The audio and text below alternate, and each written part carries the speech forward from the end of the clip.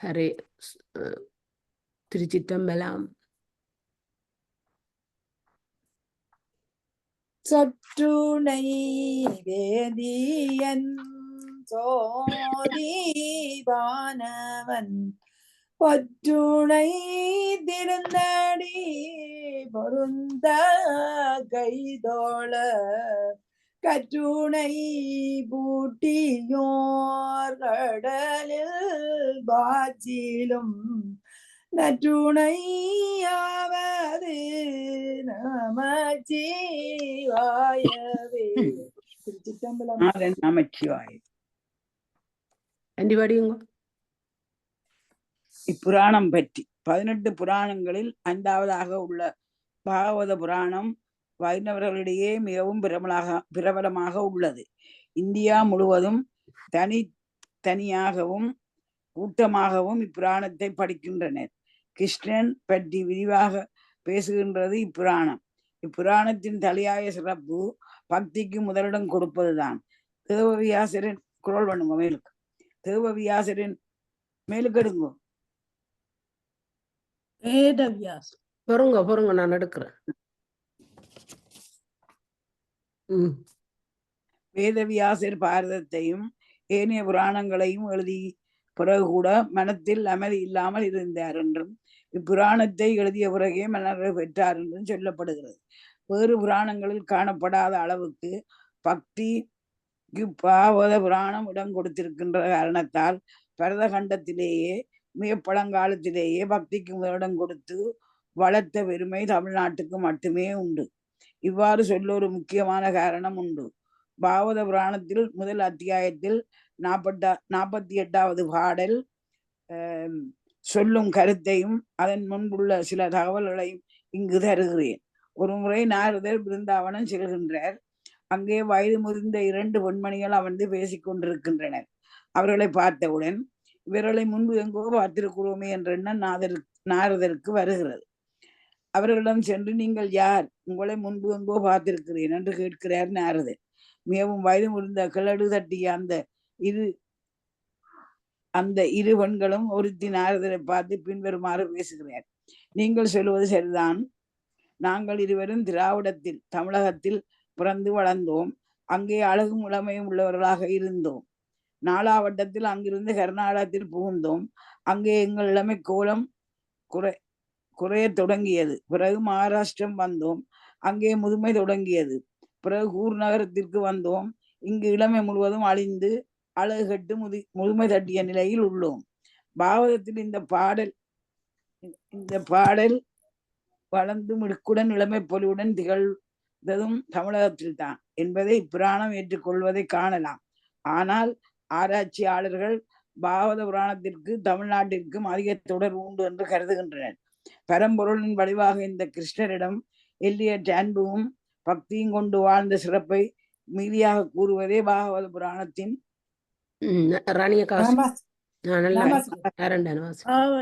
தனி அழகாகும். வேதங்கள் பரபிரமத்தை வடிவற்ற உருவற்ற எதனோடும் தொடர்புபடாத தனித்துவம் உடையது என்று கூறுகின்றன. அது அனைத்தும் அறியும் பேராற்றல் என்றே அவை பேசின. வாழும் உயிர்களுக்கு பரப்பிரமம் தொடர்பில்லாத தனிப்பொருளாக இருந்த நிலைமை போக தொடர்பு பொருளாக காண தொடங்கியது. பேராற்றல் வடிவமான பரப்பிரமத்திடம் இருந்துதான் அனைத்தும் உதயமாகின்றன. உயிர்கள் இயங்குவதற்குரிய ஆற்றலும் அதனிடமிருந்தே இயங்குகிறது. இயக்கமற்ற பொருளில் இருந்து எதுவும் தோன்ற முடியாது. இந்த புராணத்தில் இந்த பேராற்றல் வாசுதேவன் என்ற பெயருடன் பேசப்படுகிறது. இந்த பேராற்றல் எங்கும் நிறைந்ததாய் எல்லாம் அறிந்ததாய் என்றும் உள்ளதாய் காட்சி அளிக்கிறது. பகவத்கீதையில் பகவான் கிருஷ்ணன் தானே ஈஸ்வரன் என்றும் அண்டங்களை படைத்து காத்து அழைக்கும் தலைவன் என்றும் கூறுகிறார். தம்மால் அடைக்கலம் என்றும் உள் நம்பிக்கையுடன் பேரன்புடன் அணுகும் மனிதர்களின் குற்றங்குறைகளை மன்னித்து ஆட்கொள்பவன் அவனே ஆவான். பரப்பிரமம் நிற்குணமாய் வடிவற்றதாய் விளங்கினாலும் ஈஸ்வரனாக இறங்கி வருகின்ற நிலையில் எல்லையற்ற ஆனந்த வடிவினனாய் அண்டத்தை இயங்கும் ஆற்றலினிடையே தானே இயங்குகின்றோம் என்ற நினைவுடன் தொழிற்படுகிறது. சாக்தர்கள் உண்மையான பாகவதம் இப்புராணம் அன்று, தேவி பாகவதமே உண்மையானது என்று கூறுகின்றனர். சரி ராணி அக்கா, ராணி அக்கா சரி, நளினாக்கா இல்ல கொஞ்சம் இல்ல இன்னும் சிலர் தேவி பகவதியின் தோற்றம், வரலாறு ஆகியவற்றை கூறும் காளிகா புராணமே உண்மையான பாகவதம் என்று கருதுகின்றனர். இந்த இரு சாட்சிக்காரர்கள் கூற்றுக்களை நிரூபிக்க எவ்வித ஆதாரமும் இல்லை. பாகவத புராணத்தில் தேவி பாகவதம் பற்றி எவ்வித குறிப்பும் இல்லை. ஆதி சங்கரர் பாடிய கோவிந்தா அஷ்டகத்தில் பாகவதம் பற்றிய குறிப்பு வருகிறது. பாகவத புராணம் 12 ஸ்காந்தங்களையும் 335 அத்தியாயங்களையும் 18,000 பாடல்களையும் உடையது.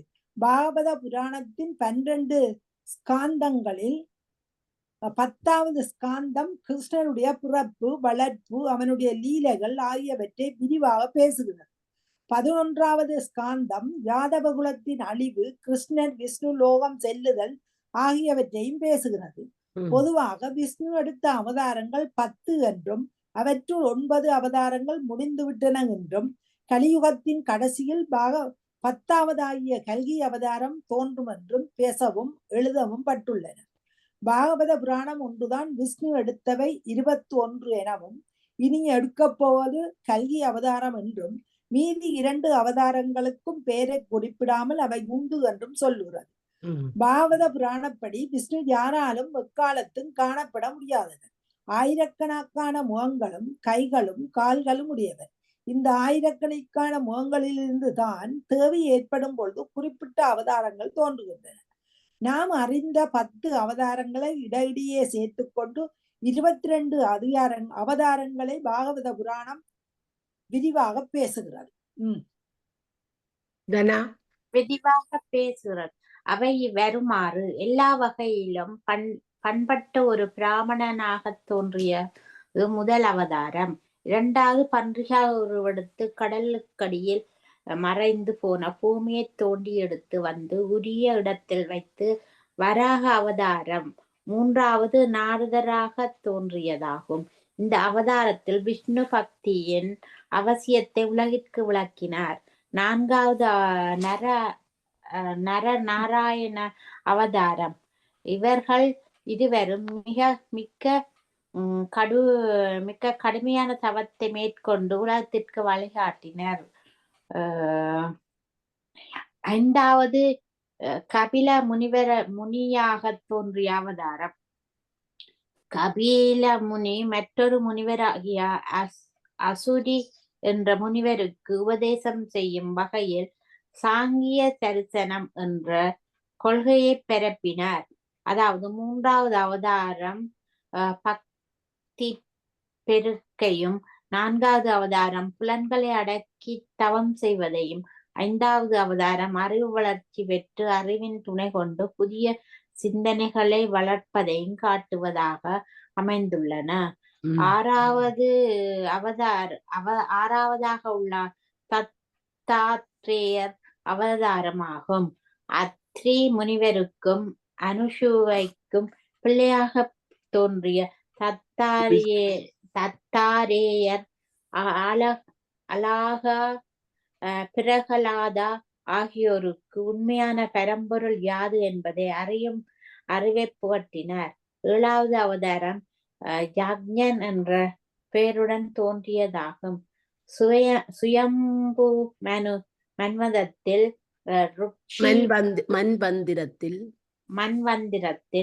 ருக்ஷி அருதி என்பவர்களுக்கு பிள்ளையாக பிறந்த அவதாரம். முதல் மன்வந்தரத்தில் யக்ஞன் இந்திரன் என பெயர் கொண்டிருந்தான். 8வது அவதாரம் ரிஷிபர் என்ற பெயருடன் நவிக்கும் மருதேவிக்கும் பிள்ளையாக தோன்றியதாகும். மிகப்பெரிய ஞானிகளுக்கு கல்வி கடலை கரை கண்டவர்க்கும் தியானம் எவ்வாறு என்பதை எவ்வாறு செய்ய வேண்டும் என்று விளக்கியதே ரிஷப அவதாரத்தின் நோக்கமாகும். முனிவர்களும் ரிஷிகளும் விஷ்ணு ஓர் அரசனாக பிறந்து பூமியை பயனுள்ள இடமாக செய்ய வேண்டும் என வேண்ட பிரித்து என்ற மன்னராக தோன்றிய அவதாரம் 9வது அவதாரம் ஆகும். இந்த அவதாரத்தில் பெருந்தரையாக இருந்த பூமி தானியங்கள் முதலியவற்றை உற்பத்தி செய்யும் இடமாக பிரித்து மன்னன் செய்தார் என்பதும், அதனால் இந்த பூமிக்கு பிருத்திவி என்ற பெயர் வந்தது என்பதும் சொல்லப்பட்டுள்ளன. 10வது மச்ச அவதாரம் ஆகும். சாக்கூச மன்வந்திரத்தில் வைவஸ்த மனுவின் காலத்தில் ஜலப்பிரளயத்தில் வைவஸ்வத மனுவின் காலத்தில் ஜலப்பிரளயத்தில் பூமி முழுவதும் நீரில் மூழ்கி இருந்த பொழுது தோன்றியது மச்சவதாரம். இந்த மீன் வைவஸ்வத மனுவிடம் ஒரு பெரிய படகை கட்டி அதில் அவனும் ஏனைய மக்களும் ஏறிக்கொண்டு தப்பிக்க வேண்டும் என்று கூறி உலகை காத்தது. 11வது கூர்ம அவதாரம். தேவர்களும் ராட்சசர்களும் பாற்கடலை கடைந்து அமிர்தத்தை எடுப்பதற்காக வாசியை நானாகவும் மந்திரமலையை மத்தாகவும் பயன்படுத்த முயன்ற பொழுது மத்தை தூக்கி பிடிக்க கூர்ம வடிவம் எடுத்து தன் முதுகின் மேல் அந்த மத்தை தாங்கினார். 12வது தன்வந்திரி அவதாரம்.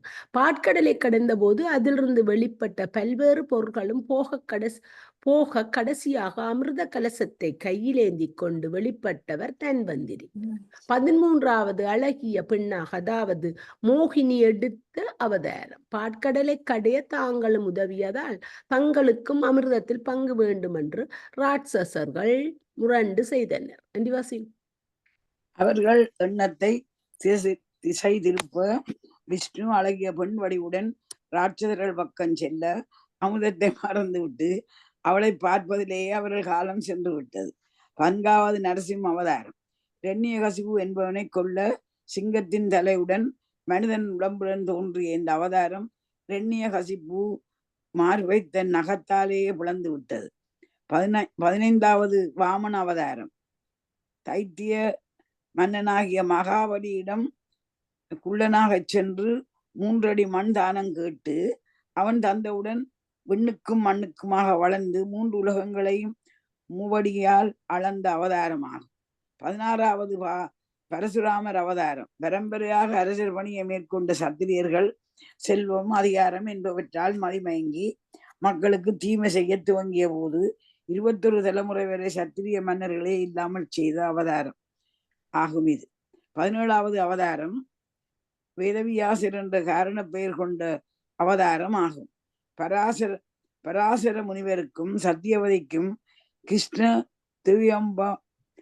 துவையம்பாயனர் என்ற இயற்பெயருடன் பிறந்த இவர் மிக விருந்தும் பரந்தும் யாரும் கற்க முடியாத நிலையிலும் இருந்த வேதங்களை ஒழுங்குபடுத்தி 4 வேதங்களாக வகுத்தமையால் வேதவியாசர் என்ற பெயர் பெற்றார். 18வது ராம அவதாரம். 19வது பலராம அவதாரம். 20வது கிருஷ்ண அவதாரம். 18வது ராம அவதாரத்தை இராமாயணத்திலும் 19வது 20 அவதாரங்களை பற்றி மகாபாரதத்திலும் விரிவாக அறியலாம். 21வது புத்தரது அவதாரம். 21வது புத்தரது அவதாரம் ஆகும். இவர் புத்த சமயத்தை தோற்றுவித்தவர். 22வது இனி வரப்போகின்ற கல்கி அவதாரம். விஷ்ணு யாசா என்ற பிராமணனின் மகனாக கலியுகத்தின் முடிவில் தோன்ற போகின்றவர் கல்கி ஆவர். 23, 24 அவதாரங்களின் பெயர்களை பாகவத புராணம் குறிப்பிடவில்லை. வேதவியாசரின் அரும்பணி. வேதவியாசருக்கு சுகதேவர் என்றொரு மகன் இருந்தார். கற்க வேண்டிய அனைத்தையும் கற்று மாபெரும் அறிவாளியாகிவிட்ட அவர் அதிகம் பேசாத காரணத்தால் மற்றவர்கள் அவரின் அறிவின் ஆழத்தை அறிந்து கொள்ள வாய்ப்பில்லை. பலர் அவரை கல்வி ஞானம் இல்லாதவர் என்றும் ஓர் அசடு என்றுமே கருதினர்.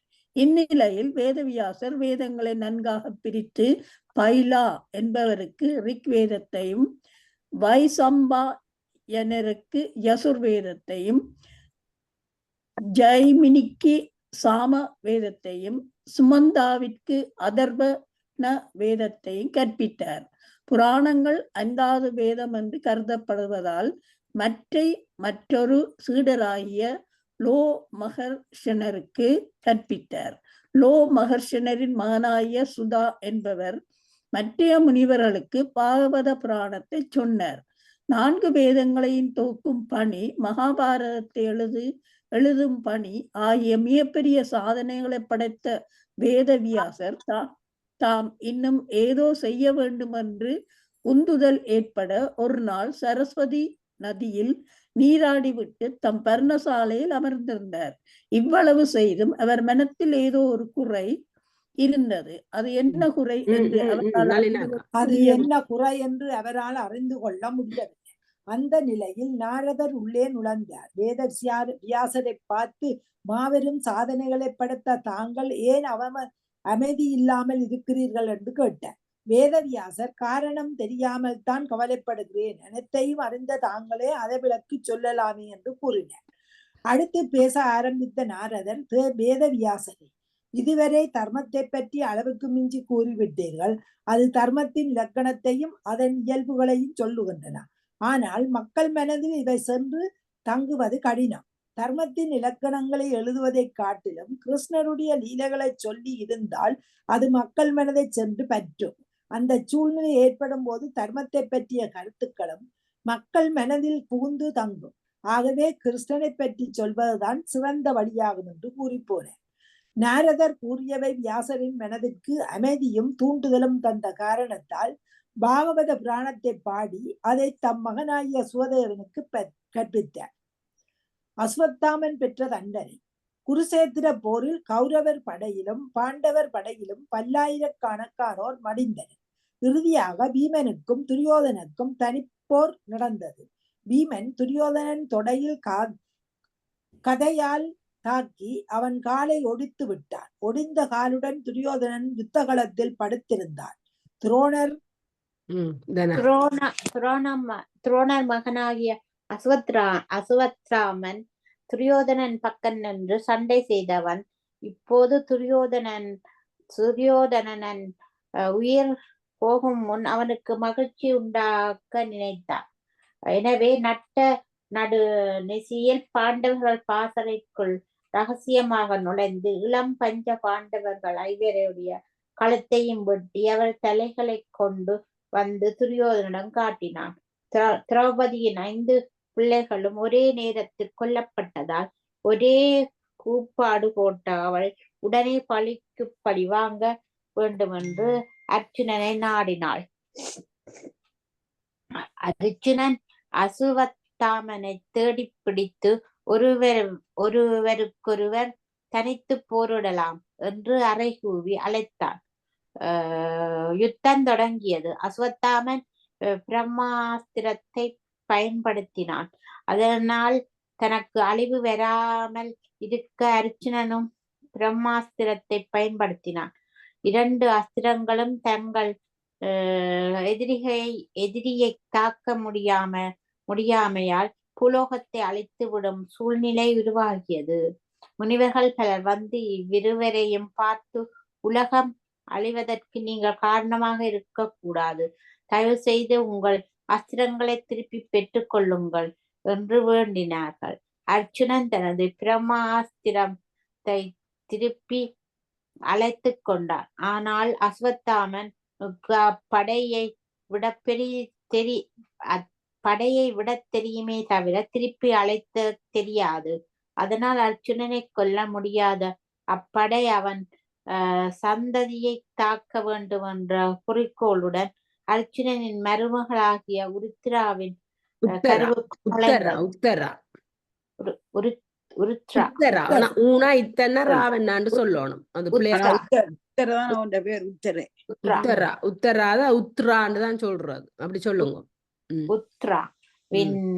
கருவுக்குள் நுழைந்தது. கருவில் அர்ஜுனன் மகனாகிய அபிமன்யுவின் குழந்தை கரு வளர்ந்து கொண்டிருந்தது. அதை அறிந்து உத்திரா இந்த ஆபத்தை தடுப்பதற்காக கிருஷ்ணரிடம் ஓடினாள். வேறு வழி இல்லாமல் கிருஷ்ணன் தானே அக்கருவினில் நுழைந்தான். நுழைந்த கிருஷ்ணன் அக்கருவை காப்பாற்றியும் விட்டான்.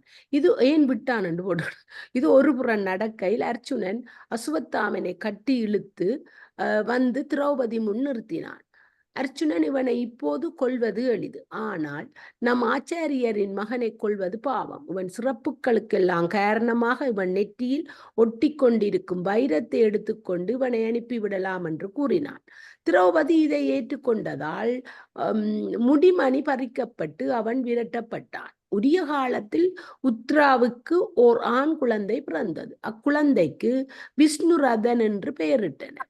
விஷ்ணுரதன் இளமை பருவத்திலேயே யாரை பார்த்தாலும் தான் கருவில் இருக்கும் பொழுது கண்ட பரமபுருஷன் இவன் தானோ என்று சந்தேகிக்கப்பட்டு காணுகின்ற ஒவ்வொருவரையும் பரீட்சித்து பார்த்ததால் பரீட்சித்து என்ற காரண பெயர் பெற்றான். கிருஷ்ணரின் துவாரகை வரவும் அவன் முடிவும். குருஷேத்திர போருக்கு பின் பாண்டவர்களுள் மூத்தவனாகிய யுதிஷ்டிரன் அஸ்னாபுரத்தில் முடிசூட்டி கொண்டான். சில காலம் அவர்களுடன் இருந்துவிட்டு கிருஷ்ணன் துவாரகைக்கு செல்ல முற்பட்டான். கிருஷ்ணன் ஜாதவ நாட்டுக்கு வருகிறான் என்ற செய்தி அறிந்த ஜாதவர்கள் பெரும் குதூகலம் அடைந்தனர். துவாரகை முழுவதும் விழாக்கோலம் பூண்டு அலங்கரிக்கப்பட்டது. அங்கிருக்கும் மரம், செடி, கொடிகள் கூட கிருஷ்ணன் வருகையை எதிர்பார்த்து மகிழ்ச்சி அடைவதைப் போல பூத்து குலுங்கின. கிருஷ்ணன் துவாரகைக்கு வந்தபின் சில மாதங்கள் கழித்து அர்ச்சுனன் துவாரகைக்கு வந்தான். 7 மாதங்களாகியும் அவன் அஸ்தினாபுரம் திரும்பவில்லை.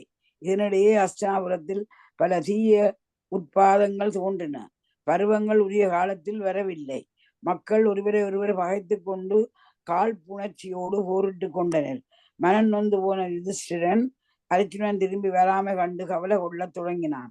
பீமனை துவாரகைக்கு சென்று வர ஏற்பாடுகள் செய்தான். பீமன் புறப்படுவதற்குள் அர்ச்சுனனே வந்து விட்டான்.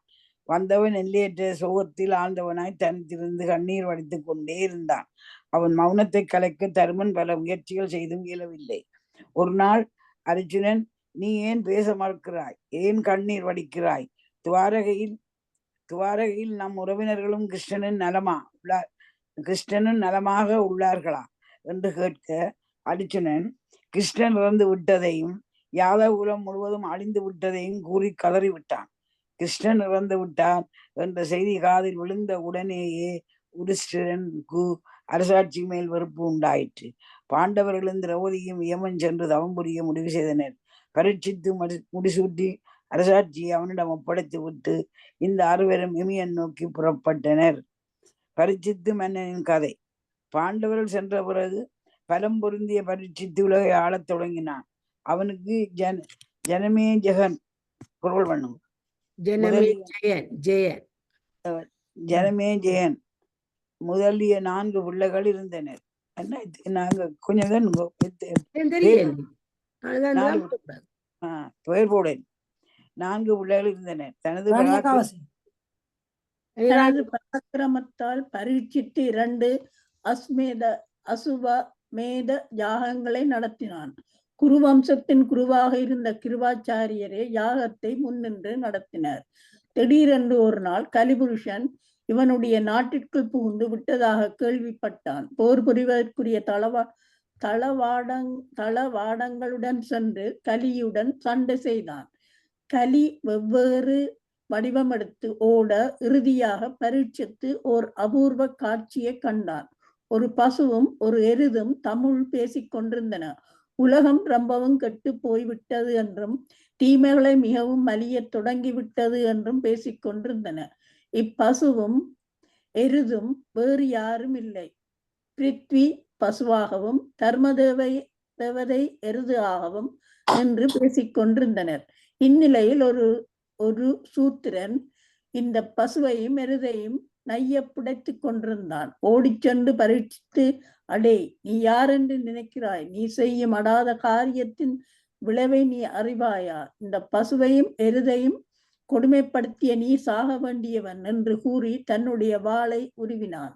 உடனே அந்த சூத்திரன் பரீட்சித்து கால்களில் விழுந்து மன்னிப்பு கேட்டுக்கொண்டு கலிபுருஷன் என்று தன் சுயரூபத்துடன் நின்றான். அரசே, என்னை கொன்று விடாதே. உன்னுடைய பரந்த ராஜ்யத்தில் ஒரு சில இடங்களை எனக்கு ஒதுக்கி கொடு, நான் அந்த இடத்தை விட்டு வெளிவராமல் இருந்து கொள்கிறேன் என்று கூறினான். மனமிறங்கி பரீட்சித்து தீயவர்கள் வாழும் இடம், கொலை புரிவோர் வாழும் இடம், சூதாடும் இடம், குடிகாரர்கள் வாழும் இடம் ஆகிய இந்த இடங்களை நீ தங்குவதற்கு இடமாக வைத்துக்கொள். என் ஆட்சியில் இந்த இடங்களை தவிர நீ எங்கும் தலை காட்டக்கூடாது என்று ஆணையிட்டான். இதன் பிறகு ஒருமுறை வேட்டைக்கு சென்ற பரீட்சித்து மன்னன் ஒரு மானை துரத்தி கொண்டு மிக நீண்ட தூரம் சென்று விட்டான். பசியும் தாகமும் அவனை வாட்டியது. சற்று முற்றும் பார்க்கையில் ஒரு குடிசை தென்பட்டது. அங்கே தண்ணீர் கிடைக்கும் என்ற எண்ணத்துடன் குடிசைக்குள் நுழைந்தான். குடிசைக்குள் மான் தோலை போத்தி கொண்டு சடை ஏறி போன தலையுடன் சாமிகா என்ற முனிவர் தவம் செய்து கொண்டிருந்தார். மன்னன் அதிகார தொனியில் குடிக்க தண்ணீர் கிடைக்குமா என்று கேட்டான். பதிலொன்றும் வராததால் தன்னை அவமதித்ததாக நினைத்த அரசன் மறுபடியும் உரத்த குரலில் கேட்டார். முனிவன் தவம் கழியவில்லை. சினம் மிகுந்த பரீட்சித்து கவட்டை குச்சியால் பக்கத்தில் செத்து கிடந்த பாம்பு எடுத்து முனிவரின் கழுத்தை சுற்றி மாலையாக போட்டு விட்டு போய்விட்டான். அவன் போன சில நேரத்துக்கு பின் முனிவரின் மகன் குடிசையில் நுழைந்த பொழுது இக்கோர காட்சியை கண்டான்.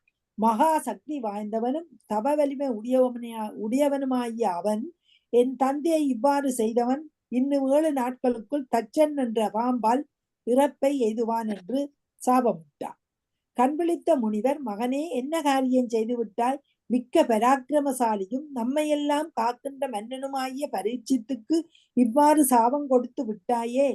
அவன் செய்த மிகச்சிறிய குற்றத்துக்கு இவ்வளவு பெரிய தண்டனை பொருத்தமில்லாதது ஆகும் என்று கூறி இவ்வளவு எவ்வளவு சுருக்கமா விளக்கமாயில தந்திருக்கு.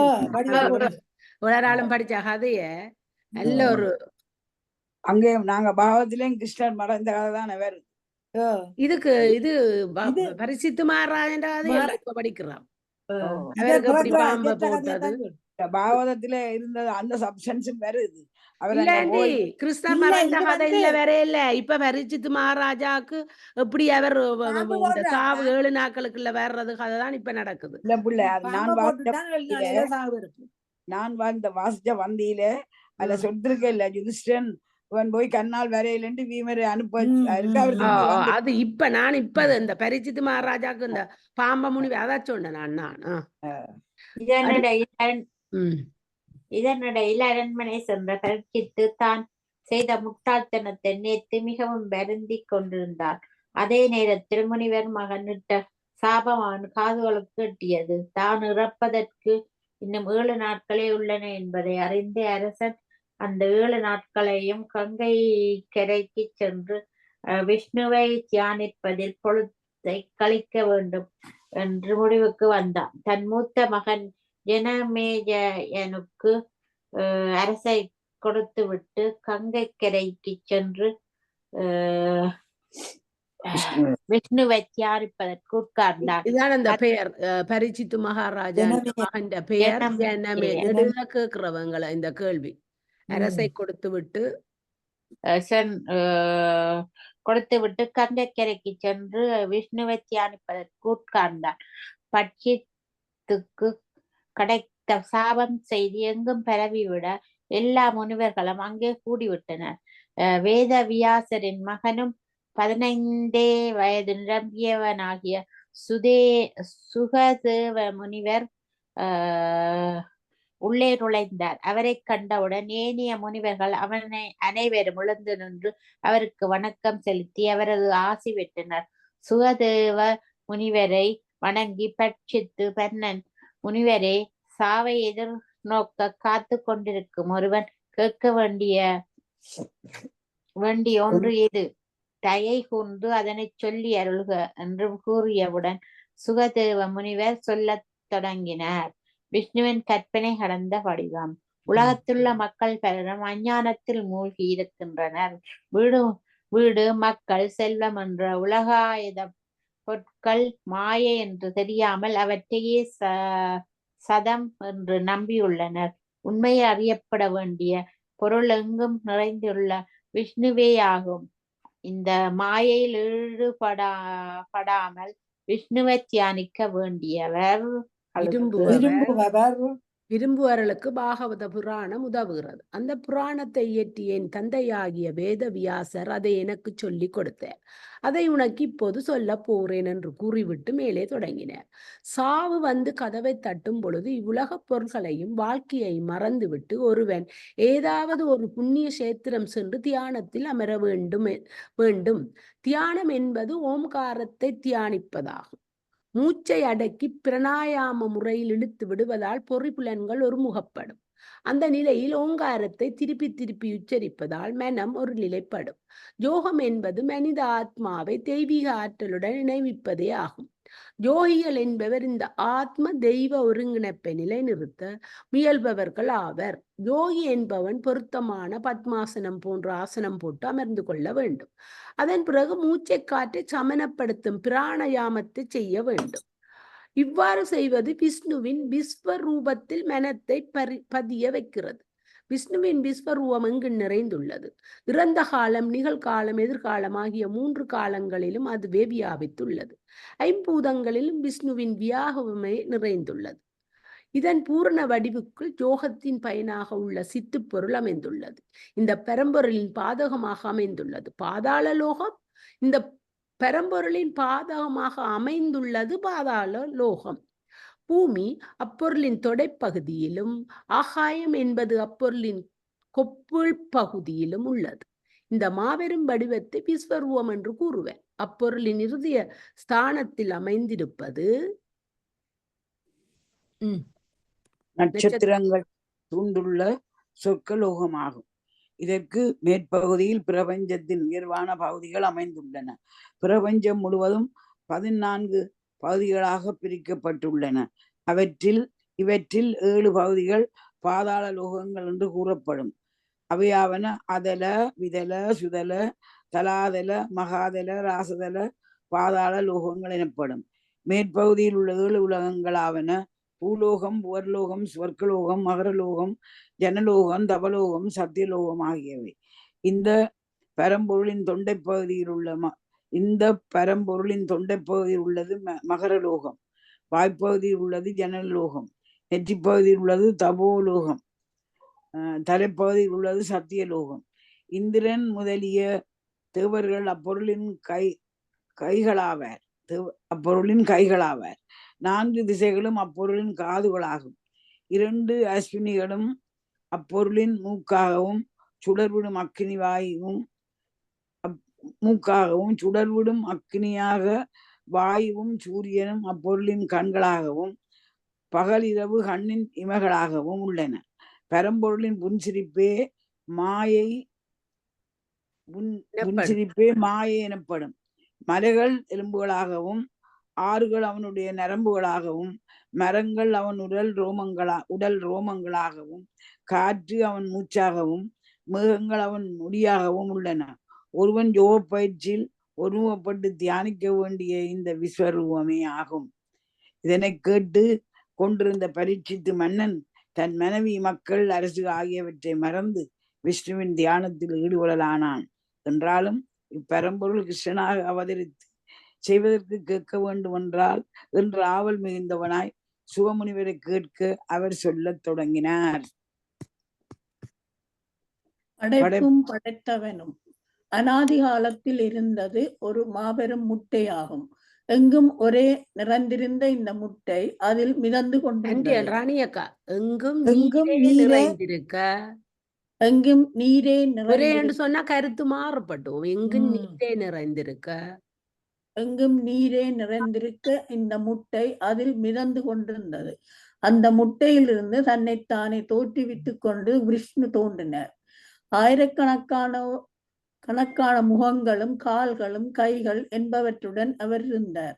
பிரம்மாவை தன்னுடைய கொப்புளில் இருந்து தோன்றிய தாமரை நின்று விஷ்ணுவே தோற்றுவித்தார். தோற்றுவிக்கப்பட்ட பிரம்மனிடம் படைப்பு தொழிலை ஒப்புவித்தார். சிவனை உண்டாக்கி அழித்தல் தொழிலை ஒப்புவித்தார்.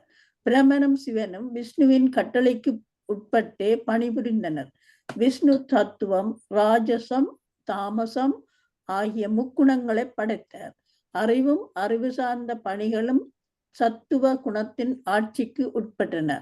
செயல்முறை ராஜச குணத்தின் ஆட்சிக்குட்பட்டவை. பொறிபுலன்கள், ஐம்பூதங்கள் ஆகியவை தாமச குணத்தின் ஆட்சிக்குட்பட்டவை. உத்தவரும் விதுரர். மகாபாரத கதையில் விதுரரின் பங்கு மிக அதிகமாகும். திருதராஷ்டிரன் மகன் துரியோதனன் பாண்டவர்களை கொல்ல அரக்கு மாளிகை முதலிய பல வழிகளை கையாண்டு முடியாததால் பொய் சூது ஆட வைத்து அவர்கள் ராஜ்யத்தை இழக்குமாறு செய்தான். இந்நிலையில் அவர்களுக்குரிய ராஜ்யத்தை நிரப்பி தருவதுதான் நியாயமானது என்று அறிந்த விதுரன் மன்னன் திருதராஷ்டிரனுக்கு பல அறிவுரைகளை எடுத்து சொன்னான். ஆனால் துரியோதனன் மேற்கொண்ட அளவற்ற பாசத்தால் திருதராஷ்டிரன் இதை செய்ய முன்வரவில்லை. மன்னனை நோக்கி விதுரன் பேசுவதை பார்த்து கோபம் கொண்ட துரியோதனன் அறிவை இழந்த நிலையில் பின்வருமாறு பேசினான்.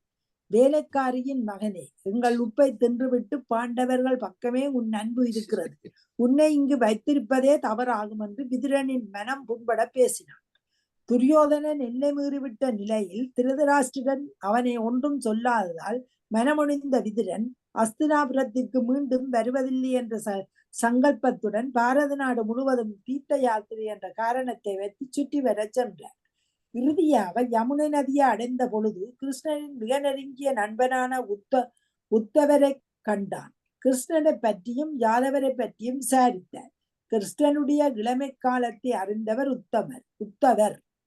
ஆகையால் விதுரருக்கு கிருஷ்ணனின் இளமைக்கால லீலைகளை சொல்ல ஆரம்பித்தார். உத்தவர் விதுரருக்கு கூறிய கிருஷ்ணனின் இளமை பருவம் ஏற்கனவே விஷ்ணு புராணத்தில் கூறப்பட்டுள்ளது.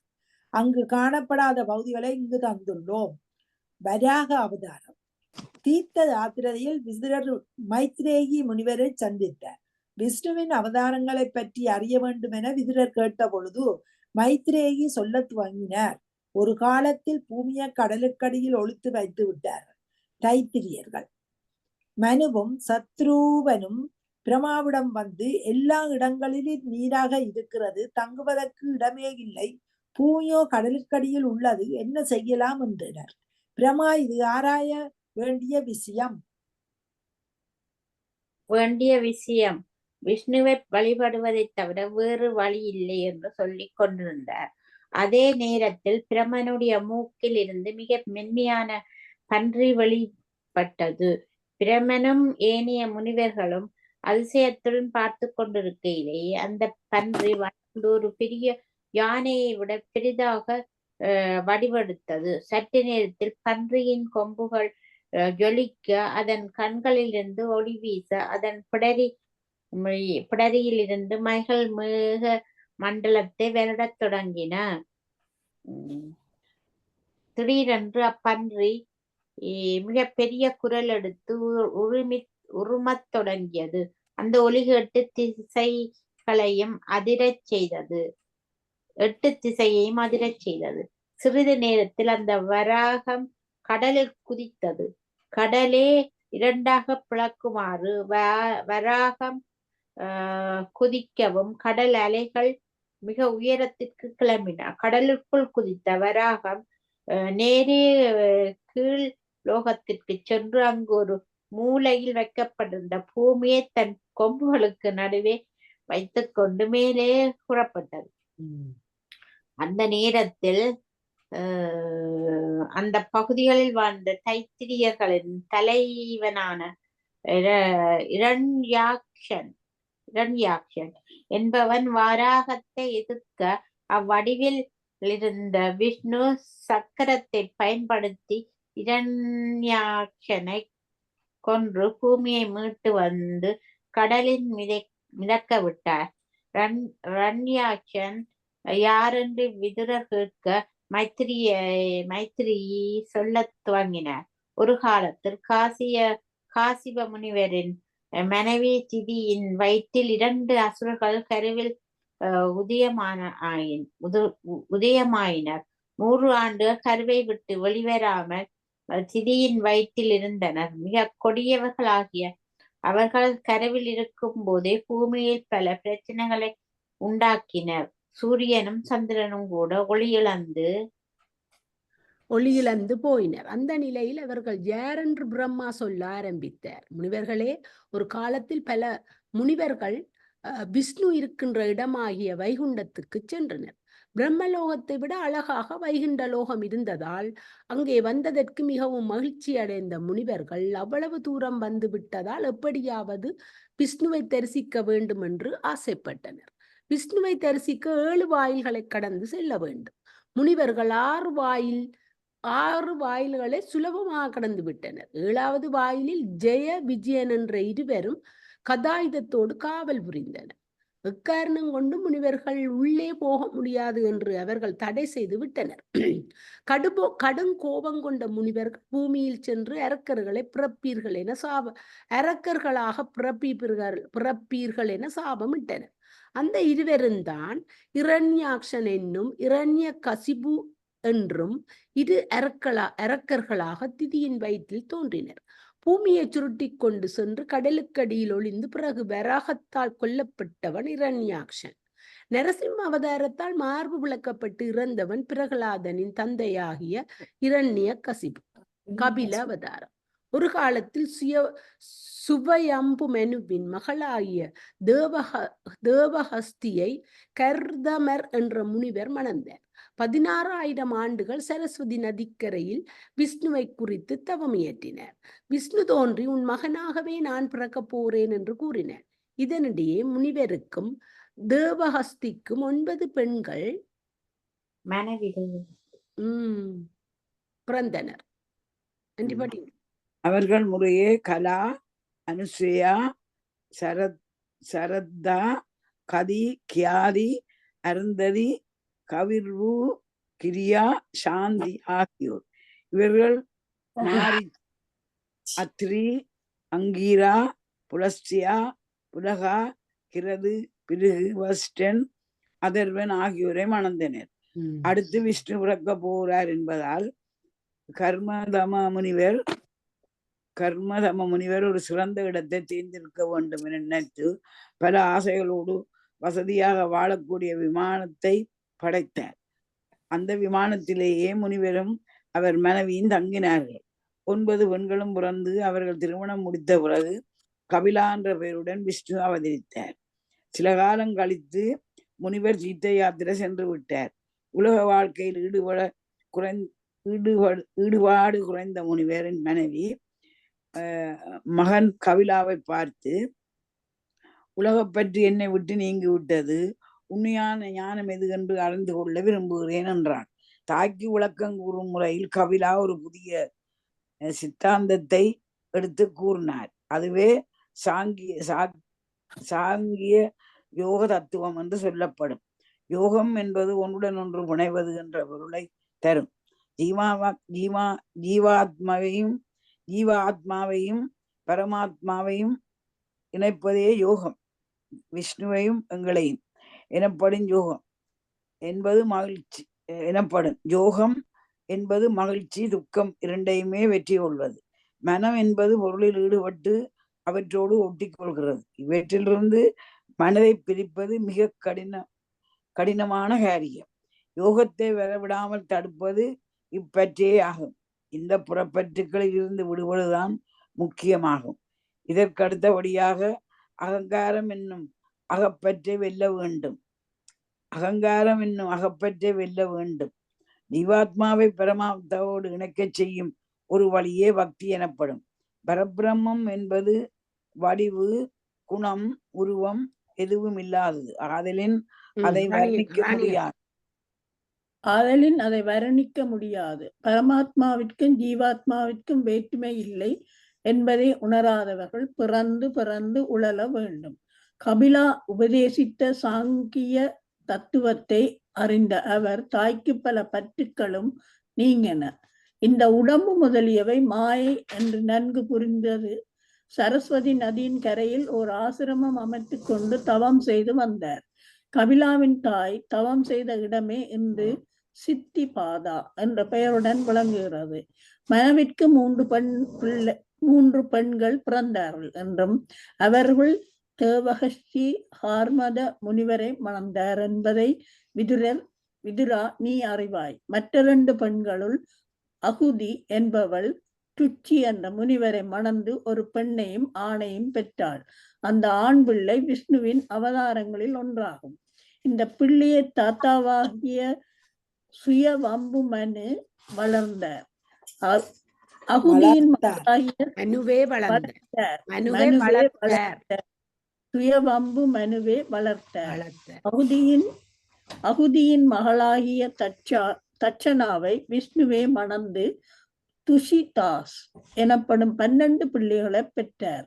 பிரமனின் மகனாகிய தட்சன் 3வது பெண்ணாகிய பிரசுதியை மணந்தான். இவர்களில் 16 பெண்கள் பிறந்தனர். இவர்களில் 13 பேரை தர்மராஜன் மணந்தார். ஒருத்தியை அக்னி தேவன் மணந்தான். பிதிர்களை ஒருத்தி மணந்தாள். கடைசி பெண் சிவனை மணந்து கொண்டாள். தர்மராஜனின் மனைவியருள் ஒருத்தியாகிய மூர்த்தி 2 முனிவர்களை பெற்றாள். அவர்கள் நர நாராயணன் எனப்படுவர். இவர்கள் இருவரும் விஷ்ணுவின் அவதாரம் எனப்படுவர். அனைவராலும் போற்றப்பட்ட இவர்கள் கந்தமாதன மலையில் தவம் இயற்றினர். தட்சனின் மகளுள் ஒருத்தியான சதி சிவனை மணந்தாள். தட்சன் சிவனை அவமானப்படுத்தியதால் உயிரை நீத்தான். தட்சன் யாகம். முன்னொரு காலத்தில் பிரமனுடைய மகனாகிய தட்சன் மிகப்பெரிய யாகம் ஒன்றை நடத்தினார். அனைத்து முனிவர்களும் பிரமன் சிவன் ஆகிய அனைவரும் அங்கே கூடியிருந்தனர். திடீரென்று தட்சன் அங்கே வரவும் எல்லோரும் எழுந்து அவனுக்கு மரியாதை செய்தனர். அவ்வாறு மரியாதை செய்யாதவர் இருவர் மட்டுமே. அவர்கள் பிரமன் சிவன் ஆகிய இருவர் மட்டுமே. பிரமன் எழுந்திருக்காததில் தட்சனுக்கு வருத்தம் இல்லை. தந்தை எழ வேண்டும் என்று நினைக்கவில்லை. ஆனால் சிவன் எழுந்திருக்காதது அவனுக்கு மன உளைச்சலை தந்தது. கூடியிருந்தவரை பார்த்து இந்த சிவனுக்கு மருமகன் என்ற முறையில் எழுந்து மரியாதை செய்யக்கூட தெரியவில்லை. அறிவற்றவன் என்று கூட கூறலாம். பைத்தியம் பிடித்தவனாகிய இவன் எலும்பு மாலைகளை அணிந்து கொண்டு பிணங்களை சுட்ட சாம்பலை பூசிக்கொள்கின்றான். இவனுக்கு பெண் கொடுத்ததே பெரிய தவறு என்று நினைக்கிறேன். என்னை அவமானப்படுத்தியதால் இன்று முதல் யார் யாகம் செய்தாலும் சிவனுக்கு அவர் கொடுக்க கூடாது என்று சாபம் விடுகிறேன் என்று கூறினான். சிவன் அவன் வார்த்தைகளை சட்ட செய்யவே இல்லை. ஆனால் சிவனுடன் வந்த நந்தி கூடியிருந்தவர்களை பார்த்து சிவனை இப்படி அவமானம் செய்யும் பொழுது தட்சனுக்கு புத்தி சொல்லாமல் வாய மூடிக்கொண்டிருந்தீர்கள். ஆகவே இங்கிருக்கும் முனிவர் யாவரும் பூவிலகில் பிறந்து உழந்தீர்களாக என்று சாபமிட்டார். இந்த சாபத்தை பெறாத முனிவர்களுள் ஒருவராகிய பிருகு எதிர் சாபமிட்டார்.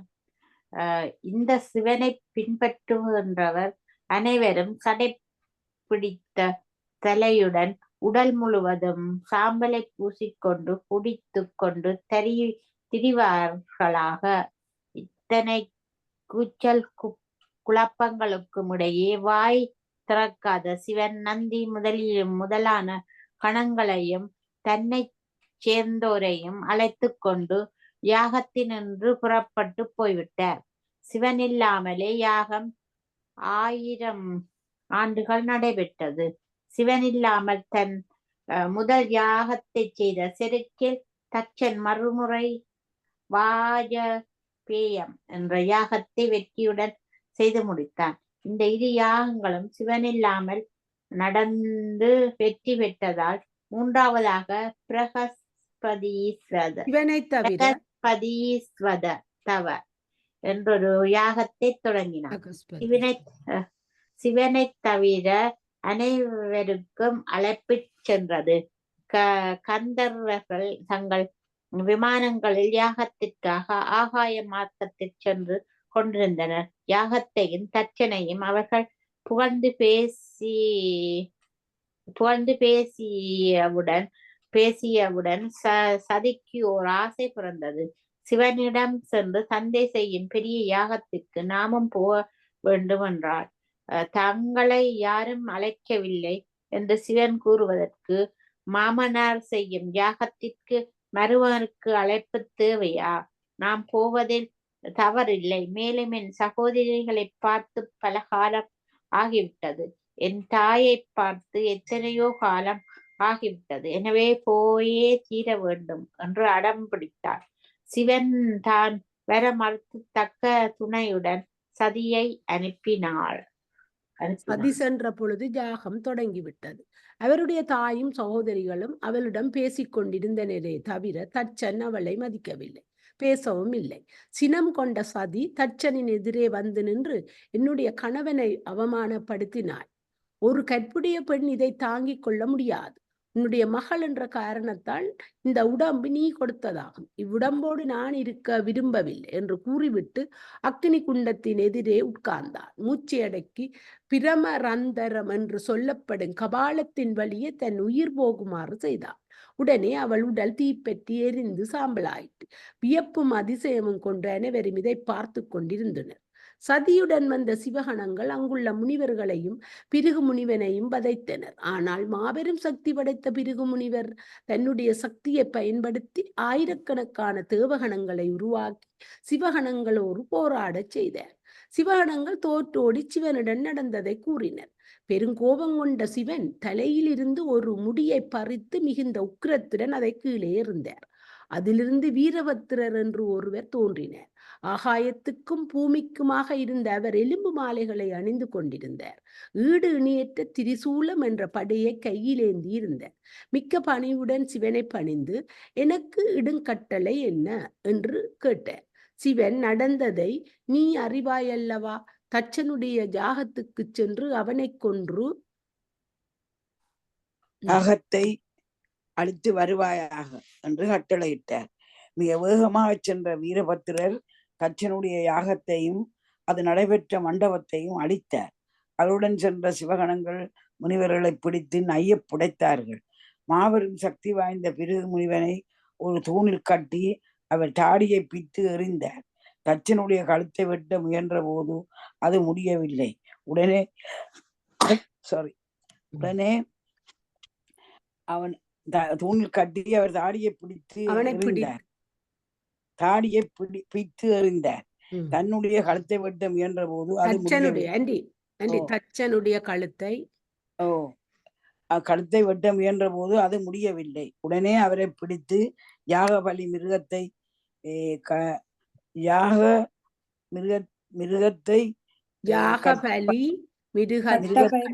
பயன்படும் தச்சன் தலையை வெட்டியவுடன் அந்த தலை யாக உண்டத்தில் விழுந்து சாம்பலாயிற்று. அதனை அனைத்தையும் வெற்றியுடன் முடித்த வீரபத்திரர் சிவனிடம் வந்தார். இதனிடையே பாய்ந்து ஓடச் சென்ற முனிவர்கள் பிரமனிடம் நடந்ததை கூறி என்ன செய்வது என்று கேட்டனர். பிரமன், சிவனை மதியாது அகம்பாவத்துடன் நீங்கள் செய்த காரியத்துக்கு இந்த தண்டனை பொருத்தமானதே. சிவனை எதிர்த்து யாரும் ஒன்றும் செய்ய முடியாது. நீங்கள் நேரே சிவனிடம் சென்று மன்னிப்பு கேட்பதை தவிர வேறு வழி இல்லை என்று கூறிவிட்டார். அவர்கள் அனைவரும் சிவனிடம் சென்று மன்னிப்பு கேட்டு கொண்டனர். மேலும் 2 வரங்களையும் வேண்டினர். ஒன்று தச்சனை பிழைக்க வைப்பது, மற்றொன்று பிருகுவின் முகத்தில் மறுபடியும் தாடி முளைக்க அருள்வது. ஏற்கனவே சினமடங்கிய சிவன் அவர்களை அழைத்து கொண்டு தச்சனின் யாகசாலைக்கு வந்தார். தூணில் கட்டப்பட்டிருந்த பிருகுவிற்கு மறுபடியும் தாடி முளைக்கும்படி செய்தார். ஆனால் தச்சன் வெட்டுண்ட தலையாக குண்டத்தில் விழுந்த சாம்பலாகி விட்டமையின் ஓர் ஆட்டின் தலையை எடுத்து அவன் உடம்பில் பொருத்தி தச்சனுக்கு உயிருண்டாகுமாறு செய்தார். எழுந்த தச்சன் சிவனின் கால்களில் விழுந்து மன்னிப்பு கேட்டு கொண்டான். யாக குண்டத்தின் எதிரே உயிர் நீத்த சதி இமவானுக்கும் மேனகைக்கும் மகளாக பிறந்து சிவனையே மனம் செய்து கொண்டார். தச்சன் யாகம் தொடர்ந்தது. சுயருமானை வரவேற்று விஷ்ணுவே ஆச்சாரியனாக இருந்து யாகத்தை முடித்து கொடுத்தார். பாகவத புராணத்தில் இந்த பகுதியில் துருவன் கதை விரிவாக பேசப்படுகிறது. முன்னரே விஷ்ணு புராணத்தில் இக்கதை பேசப்பட்டுள்ளதால் அதில் இடம் பெறாத பகுதி மட்டும் இங்கு தரப்பட்டுள்ளது. விஷ்ணுவிடம் வரம் பெற்ற துருவனுக்கு விஷ்ணு பின்வருமாறு கூறினார். நீ இன்னும் உலகில் இருந்து திருமணம் செய்து கொண்டு மாப்பேறு பெற்று 36,000 ஆண்டுகள் ஆட்சி செய்ய வேண்டும். அதன் பிறகு இந்த சித்திகள் எல்லாம் உன்னை வந்து அடையும். எனவே நீ இப்பொழுது உன் தந்தையிடம் செல்லலாம் என்று கூறினார். அதன்படியே ஊருக்கு மீண்ட துருவனைக் கண்டு அவனுடைய தந்தையும் தம்பி உத்தமனும் பெருமகிழ்ச்சி அடைந்தனர். உத்தான பாதன் அரசு பொறுப்பை துருவனிடம் விட்டு தவம் செய்ய காடு சென்று விட்டான். துருவன் ஆட்சி காலத்தில் அவன் தம்பி உத்தமன் வேட்டையாடச் சென்ற பொழுது ஒரு யட்சனால் கொல்லப்பட்டான். சீறி எழுந்த துருவன் பெரும் படையுடன் சென்று யட்சர்களை எதிர்த்தான். மாயப்போரில் வல்ல யட்சர்களின் மாயையெல்லாம் நாராயண அஸ்திரத்தின் துணை கொண்டு வென்றான்.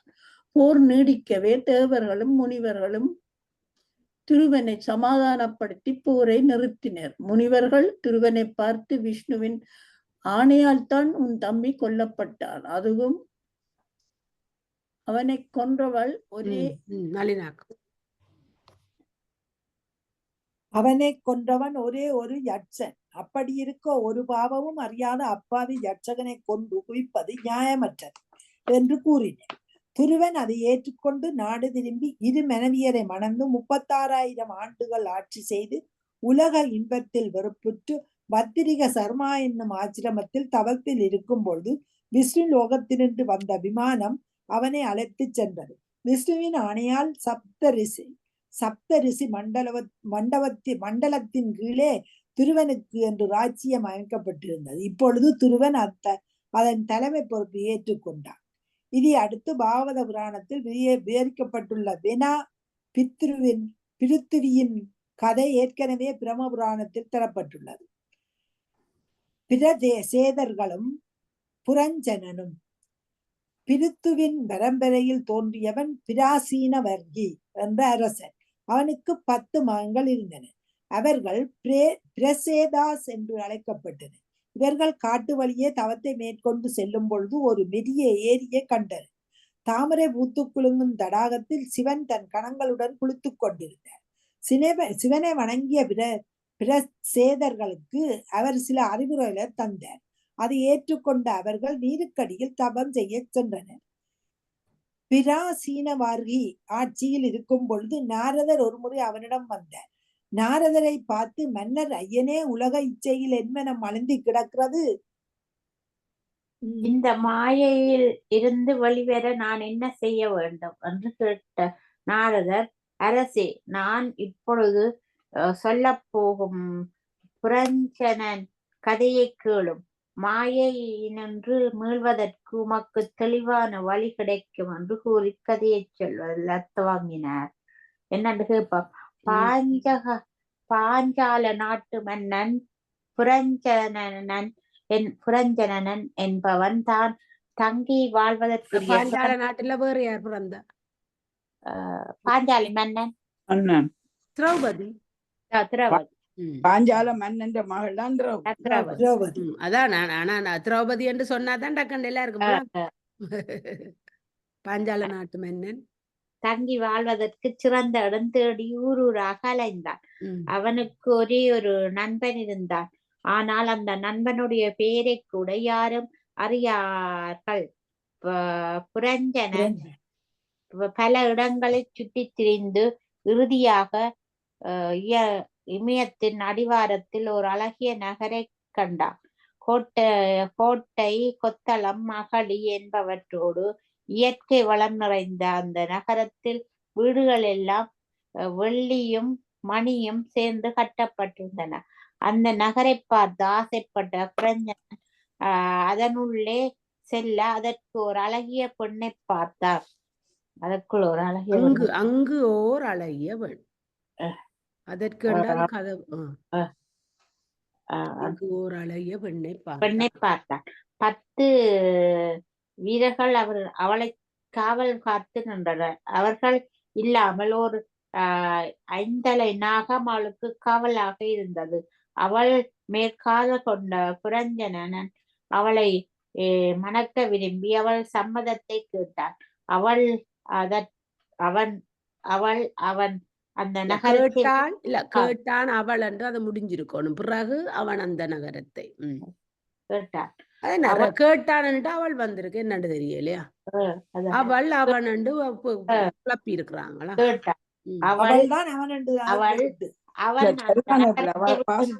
சரிதானே?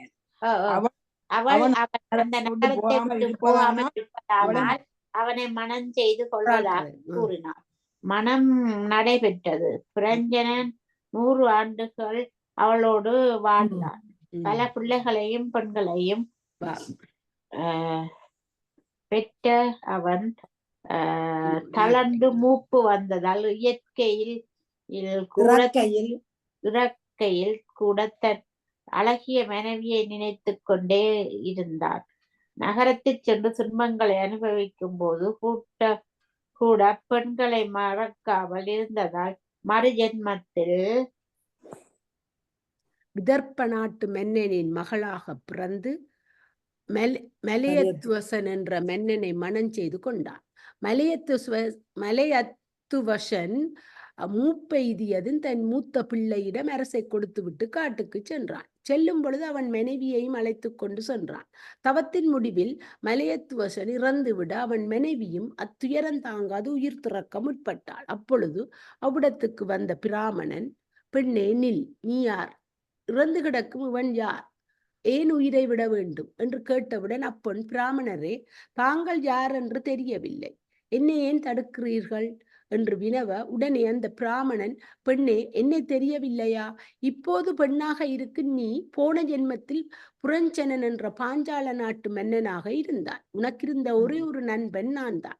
இமயமலைச்சாரர் ஒரு பெண்ணை மணந்து பாஞ்சால நாட்டை மறந்தாள். அப்பெண்ணை மணந்து 100 வருடங்கள் அவளோடு வாழ்ந்தும் அவளை மறக்க முடியாமல் நரகத்தில் இடர்பட்டு மறுபடியும் பெண் ஜென்மம் எடுத்தாய். இப்போது மலையத்துவசனுடன் வாழ்ந்து மறுபடியும் தற்கொலைக்கு முயல்கிறாய். உன்னுடைய உண்மையான சொரூபத்தை நீ அறிந்து கொள்ளாததால் தான் இத்தனை கேடுகளும் கலக்கங்களும்.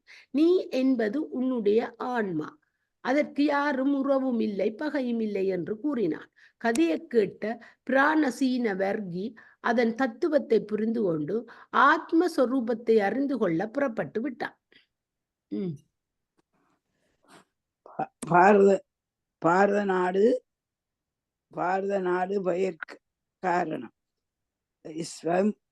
ஸ்வயம்பூ மனுவின் மகனாகிய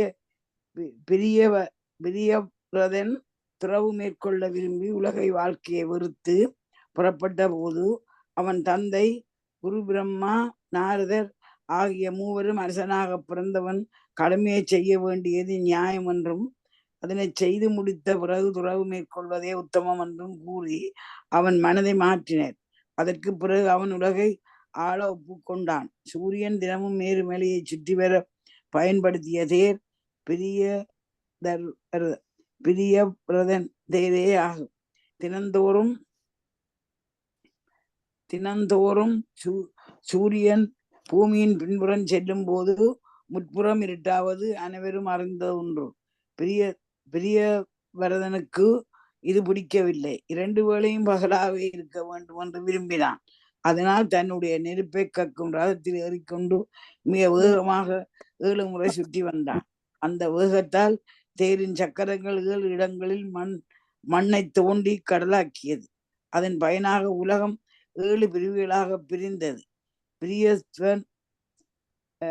பிரியவிரதன் தன் அந்திம காலத்தில் தன் 7 பிள்ளைகளையும் அழைத்து உலகின் 7 பிரிவுகளையும் காட்டி ஒவ்வொரு பிரிவிற்கும் ஒருவன் அரசனாக இருக்கட்டும் என்று கூறினான். அவர்களும் அக்னிரதன் பங்கிற்கு ஜம்பு தீபம், நாவலான் தீவு கிடைத்தது. இந்த அக்னிதரனுக்கு 4 பிள்ளைகள் பிறந்தனர். தன் பங்குக்குரிய ஜம்பு தீபத்தை 9 பங்காக்கி அவர்களை ஆளச் செய்தான். அவர்களின் நபி என்ற மகனுக்கு கிடைத்த 9 ஒரு பகுதியை அவன் ஆண்டு மகன் ரிஷபனுக்கு அதை கொடுத்தான். இந்திரன் மகளாகிய ஜெயந்தியை மனம் புரிந்த ரிஷபனுக்கு 100 பிள்ளைகள் இருந்தார்கள். கணக்கு வழக்கில்ல பிள்ளைகளுக்கு. என்னோட பேர் நட்சத்திரங்கள் ஞாபகத்திலே இருந்தோதியா, சாப்பாடு என்னோட கொடுத்தினோதியா. விஷ்ணு புராணத்தில் வந்துள்ள அதுல சொல்லிருந்தானே 3000 வருடம் 4000 வருடம் உண்டு. அப்ப எங்களுக்கு எல்லாம் 100 வருஷத்தை விட்டவ. ஐயா 100 உனக்கு இன்னும் காணாதே போ. அவர்கள் மூத்தவன் பரதன் எனப்பட்டான். அவன் பெயரை வெற்றுத்தான் இப்பகுதிக்கு பாரத நாடு என்ற பெயர் வந்தது. ஜட பரதனின் கதை. விஷ்ணு புராணத்தில் வந்துள்ள பகுதி போக புதிதாக வந்துள்ளவற்றை இங்கே தந்துள்ளோம். பைத்தியம் போல் நடித்துக் கொண்டிருந்த பரதன் தன் உடம்பு பற்றி உணர்வே இல்லாமல் வாழ்ந்து வருகின்ற காலத்தில் ஒரு வயலில் அமர்ந்திருந்தான். காளிக்கு பலியிடுவதற்காக ஒரு சூத்திரன் தன் ஆட்களை ஏவி ஒருவனை பிடித்து வர சொன்னார். அவர்கள் ஒரு இளைஞனை பிடித்து சூத்திரனிடம் கொண்டு செல்கையில் இரவு நேரத்தில் அந்த இளைஞன் தப்பியோடி விட்டான். என்ன செய்வது என்று அறியாது திகைத்த பணியாளர்கள் பரதனை பார்த்தவுடன் அவனை அழைத்துச் சென்றனர். சூத்திரனிடம் கொண்டு போய் நிறுத்தியவுடன் அவனை குளிப்பாட்டி தூய்மையான உடை அணிவித்து பலிக்கு தயாராகினர். இத்தனை நிகழ்ந்தும் பரதன் எவ்வித உணர்ச்சியும் இல்லாமல் நின்று கொண்டிருந்தான்.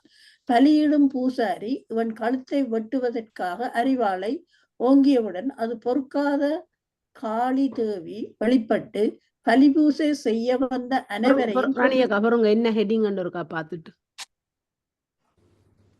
ஜட பெரதனின் கதையா இது அந்த மற்ற பெரதன் வேண்ட வழித்தோன்றல் தான் இவியால். இதுல ராணியக்கா விட்ட நீங்கள் போங்க வார். காளிக்கு பலியிடுவதற்காக ஒரு சூத்திரன் தன் நாட்களை ஏவி ஒருவனை பிடித்து வர சொன்னான். அவர்கள் ஒரு இளைஞனை பிடித்து வந்து சூத்திரனிடம் கொண்டு செல்கையில் இரவு நேரத்தில் அந்த இளைஞன் தப்பியோடி விட்டான். என்ன செய்வதென்று அறியாது திகைத்த பணியாளர்கள் பரதனை பார்த்தவுடன் அவனை அழைத்து சென்றனர். சூத்திரனிடம் கொண்டு போய் நிறுத்தியவுடன் அவனை கிளிப்பாட்டி தூய்மையான உடை அடித்து பலிக்கு தயாராக்கினர். இத்தனை நிகழ்ந்தும் பரதன் எவ்வித உணர்ச்சியும் இல்லாமல் நின்று கொண்டிருந்தான். பலியிடும் பூசாரி அவன் முகத்தை வெட்டுவதற்கு அரிவாளை வெட்டுவதற்காக பூசாரி அவன் கழுத்தை வெட்டுவதற்காக அரிவாளை ஓங்கியவுடன் அது பொறுக்காத காளி தேவி வெளிப்பட்டு பலி பூசை செய்ய வந்த அனைவரையும் கொன்று விட்டாள். இந்த அதிசயம் கூட பரதனுடைய மனத்தில் எவ்வித உணர்ச்சியையும் உண்டாக்கவில்லை. தேகத்தை மறந்து வாழ்ந்த இந்த ஞானி சிறிது நேரம் இருந்து விட்டு பழைய இடத்தில் போய் அமர்ந்து கொண்டார். மனிதனாக இருந்தும் உடம்பின் உணர்ச்சி பிரஞை இல்லாமல் ஜடப்பொருள் போல் இருந்தமையால் இவனுக்கு ஜட பரதன் என்று பெயர் வழங்கலாயிற்று. விருத்தராசதன் கதை. முன்னொரு காலத்தில் இந்திரன் தனது சிம்மாசனத்தில் அமர்ந்திருந்தார். சுற்றி தேவர்கள் மற்ற இருக்கைகளில் இருந்தனர். கந்தர்வர்கள் பாட அப்சரஸ்கள் நடமாடிக்கொண்டிருந்தனர். இந்த இன்பத்தில் ஆழ்ந்து இந்திரன் தன்னை மறந்திருந்தார். அப்போது தேவ உருவான பிரகஸ்பதி உள்ளே நுழைந்தார். எல்லோரும் எழுந்து மரியாதை செலுத்தினர். இன்ப போதையில் இருந்த இந்திரன் குருவின் வரவை கண்டுகொள்ளவே இல்லை. ஆச்சரிய பீடத்துக்கு ஏற்பட்ட இந்த அவமானத்தை தாங்காத பிரகஸ்பதி திரும்பி சென்று விட்டார். அவர் போன பிறகுதான் இந்திரனுக்கு தான் செய்த பாபெரும் தவறு மனதில் பட்டது. இந்த அபச்சாரம் எவ்வளவு பெரிய தீங்கை விளைவிக்கும் என்பதை அறிந்த இந்திரன் அவரை எப்படியாவது தேடி பிடித்து அவர் காலில் விழுந்து மன்னிப்பு கேட்க வேண்டும் என்று புறப்பட்டு போனார். இந்திரனுடைய கர்வத்துக்கு சரியான பாடம் கற்பிக்க வேண்டும் என்று நினைத்த பிரகஸ்பதி தன் அதீதமான ஆற்றலை பயன்படுத்தி மாயமாய் மறந்து விட்டார். குருவை எங்கு தேடியும் காணாமையால் கிளிபிடித்த இந்திரன் தன் இருக்கைக்கு வந்து விட்டான். நாட்கள் சென்றன. தேவகுரு காணாமல் போன செய்தி எங்கும் பரவிற்று. இத்தகைய ஒரு சந்தர்ப்பத்தை எதிர்பார்த்து கொண்டிருந்த அசுரர்கள் தேவலோகத்தின் மீது படையெடுத்து அவர்களை நெய்ய புடைத்து விரட்டி விட்டார்கள். அடிபொறுக்க மாட்டாத தேவர்கள் பிரமனிடம் சென்று முறையிட்டனர். பிரமன் அகங்காரத்தால் வந்த இந்த குற்றத்துக்கு நான் ஒன்றும் செய்ய முடியாது என்று கூறிவிட்டார். தேவர்கள் தங்களுக்கு கதியே இல்லை என்று அழுது வேண்ட துவஸ்டா என்ற முனிவரின் மகனாகிய விசுவருவாவையே வைத்துக் கொள்ளுங்கள் என்று உபதேசம் செய்தார். ஏற கொண்டதால இப்ப இந்திரன் ஓடி திரிகிறான். பிரகஸ்பதி வந்ததால இல்ல ஏறம் கொண்டவன் இந்திரன். இதுல ஏற்ற கதை படிக்கிறான். அந்த அந்த அரசனை கொண்டவன் விருத்ராசுரன். இப்ப யார் இந்த விஸ்வரூபா யார்? அதுதான் துவட்டாண்ட மகன். இந்த கதை படிக்கிறான் விருத்துராசுரன். இது திருவிளையாடற் புராணம் முந்தி படித்த முந்தி திருவிளையாடற் படிச்சனா புராணத்துல விரிவா படிச்ச நாங்கள். இப்ப படிக்கிற திருவிளையாடற் புராணத்துல இந்த விரிவு தெரியல. இது இந்த விருத்துராசன் கதைய அதுல வடிவா போட்டது முந்தி படிச்ச இதுல இந்த ஹெட்டிங் விருத்துராசுரன் நாங்க படிக்கிறது. இந்த அதை ஞாபகப்படுத்துறதுக்காண்டி தான். ஏன்னா எங்களுக்கு திருவிளையாடற் புராணத்துக்கு நல்லா உதவுறது இந்த விருத்துராசரின் கதை தான் படிச்சோண்டு வாரோம். இந்த இவனை கொண்டதாலதான் அதை தீர்க்க இன்னும் ஒரு ஜாகம் செய்து அதுலதான் அந்த துவட்டாண்ட மகன் மற்ற மகன் வந்திருக்கிறான். துவட்டான்ற முனிவரின் மகனாகிய விஸ்வரூபாவை வடிவா விளங்க வேணும். இல்லாட்டி அந்த நான் முந்தி படிச்சு கேள்விகள் எல்லாம் கேட்டு வச்சிருந்தேன். நாங்கள் குருவா வைத்துக் கொள்ளும் தற்காலிக குருவாக வைத்துக் கொள்ளுங்கள் என்று உபதேசம் செய்தார். தேவர்கள் விஸ்வரூபாவிடம் சென்று பிரமன் பணித்ததையும் தங்கள் வேண்டுவதையும் முன்வைத்தார்கள். விஸ்வரூபா அவர்களின் வேண்டுதலை ஏற்று தேவகுருவின் பதவியை ஏற்றுக்கொண்டார். ஆனால் அதில் ஒரு சிக்கல் இருந்தது. விஸ்வரூபாவின் தந்தை துவஸ்டா அரசு பெண்களாகிய அசுர பெண்ணாகிய ஈசனாவை மணந்திருந்தார். விஸ்வரூபன் முனிவனாயினும் அவனுடைய சித்தி தைத்திய குலத்தைச் சேர்ந்தவளாக இருந்தார். எனவே இந்திரனை பொறுத்த மட்டில் விஸ்வரூபாவை முழுவதும் நம்ப தயாராயில்லை. என்றாலும் விஸ்வரூபாவின் வருகையால் தேவர்கள் அசுரர்களை ஜெயித்து விட்டனர். விஸ்வரூபாவின் உதவியால் தான் தேவர்களுக்கு இந்த வெற்றி கிடைத்தது என்றாலும் இந்திரன் விஸ்வரூபாவினை நம்பாமல் இருந்தான். விஸ்வரூபாவிற்கு 3 தலைகள் இருந்தன. ஒரு தலை உண்ணவும் மற்றொரு தலை பருகவும் பயன்பட்டன.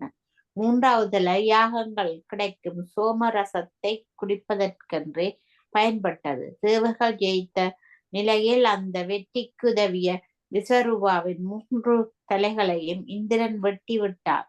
விஸ்வரூபாவின் தந்தையாகிய சுவஸ்டா இந்திரனின் நன்றி கொன்ற செயலை கேள்விப்பட்டு இந்திரனை அழிக்க ஒரு மாபெரும் யாகம் நடத்தினான்.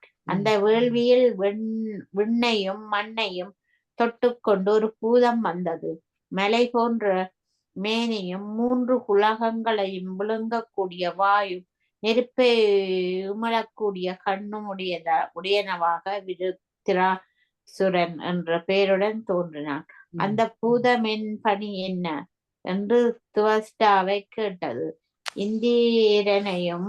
இந்திரனையும் தேவர்களை மொழித்து கட்டு என்று துவஸ்டா சொல்ல விருத்திராசுரன் தைத்திய சேனையோடு புறப்பட்டான். தேவர்கள் எந்த விதமான ஆயுதத்தை பயன்படுத்தினாலும் விருத்திராசுரன் அவை அனைத்தையும் விழுங்கிவிட்டான். இந்திரன் முதலிய தேவர்கள் ஓட்டம் பிடித்தனர். இம்முறை தேவர்கள் நேரடியாக விஷ்ணுவிடமே சென்று விட்டனர். விஷ்ணுவிடம் விருத்திராசுரன் இருக்கும் வரை தேவர்கள் வாழவே முடியாது என்று கூறி முறையிட்டனர். அவர்கள் ஆயுதங்கள் அனைத்தும் பயனற்று போனதையும் விஷ்ணுவிடம் கூறினர். விஷ்ணு ததிசி என்றும் சொல்லலாம். இதுல ததிசி அவர்தான் அந்த வச்சிருந்தார் முள்ளந்தட்டுக்கு ததிசி என்று போட்டிருக்கு. ததிசி பல மாதிரியும் இருக்கு என்ற முனிவர் ஒருவர் இருக்கிறார். மாபெரும் தவசியான அவர் உடம்பில் உள்ள எலும்புகள் பெரும் சக்தி வாய்ந்தவை. அவர் எலும்பை பெற்று புதிய ஆயுதம் ஒன்றை தயாரித்துக் கொண்டு விருத்திராசுரனுடன் போர் புரிந்ததால் வெற்றி காணலாம் என்றார். ததீசி முனிவரிடம் ஓடிய தேவர்கள் விஷ்ணு சொன்னதை அப்படியே சொன்னார்கள். மிக்க மகிழ்ச்சியோடு தம் உடலை நீப்பதாகவும் தேவர்கள் அந்த எலும்பை எடுத்துக் கொள்ளலாம் என்றும் ததீசி கூறினார். அப்படியே உடலை நீத்தார். விஸ்வகர்மாவின் துணை கொண்டு வஜ்ராயுதம் தயாரிக்கப்பட்டது. புதிய ஆயுதத்துடன் இந்திரன் தேவர்களுடன் போருக்கு கிளம்பினான். புதிய ஆயுதம் காரணமாக தைத்திய சேனை திதறலாயிற்று. விருத்திராசுரன் கோழைகளாகிய அவர்களை அழைத்து என்று ஒரு நாள் சாக போகிறோம். போர்க்களத்தில் இவ்வாறு ஓடுவதால் அவமானம்தான் மிஞ்சும். திரும்பி வாருங்கள் என்று எவ்வளவு சொல்லியும் தைத்திரியர்கள் ஓடிவிட்டனர். விருத்திராசுரன் தனியே போர்க்களத்தில் நின்றான். வஜ்ராயுதத்துடன் ஐராவதத்தில் வந்த இந்திரனை தன் கையில் இருந்த சூலாயுதத்தை கரத்தால் தாக்கினான். ஐராவதம் இரத்தம் கக்கிக் கொண்டு நின்றது. இதே சூலாயுதத்தால் இந்திரன் கையில் இருந்த வஜ்ராயுதத்தை கீழே விழும்படி செய்தான். கையில் ஆயுதமின்றி பரிதாபமாக யானை மேல் அமைந்திருந்த இந்திரனை பார்த்து, கோளை இந்திரா, ஏன் நடுங்குகின்றாய்? எனக்கு உயிர் துறந்து விஷ்ணுவுடன் செல்ல வேண்டும் என்ற எண்ணம் வலுவடைந்து விட்டது. உடனே வஜ்ராயுதத்தை எடுத்து என்னை கொன்று விடு. மகிழ்ச்சியோடு இறந்து விஷ்ணுவிடம் போக போறேன். இந்திரனை பார்த்து நடங்குகிறாய், எனக்கு உயிர் துறந்து விஷ்ணுவுடன் செல்ல வேண்டும் என்ற எண்ணம் வலுவடைந்து விட்டது. உடனே வஜ்ராயுதத்தை எடுத்து என்னை கொன்று விடு. மகிழ்ச்சியோடு இறந்து விஷ்ணுவிடம் போகிறேன் என்றான். அவன் கூறியபடியே வஜ்ராயுதத்தை எடுத்து விருத்திராசுரனை கொன்று விட்டான் இந்திரன். இந்திரனின் பகை முடிந்தது, ஆனால் பாவம் பற்றி கொண்டது. இது விருத்திராசுரன் துவஷ்டாவினால் உண்டாக்கப்பட்ட பிராமண அசுரன். அந்த பிராமணனை கொன்ற பிரம்மஹத்தி தோஷம் இந்திரனை பற்றி கொண்டது.